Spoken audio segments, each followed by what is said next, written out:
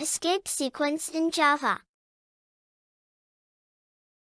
An escape sequence in Java is a special type of character literal. It is generally used to control printed or displayed output. A character interpreted with backslash is called escape sequence or escape character in Java. It is used to perform some specific task.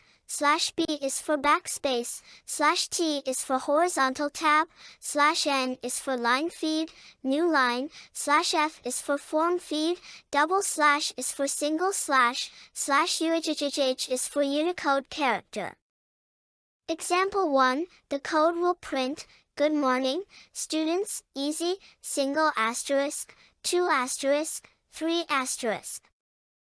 Example 2, the code will print, good morning /students /.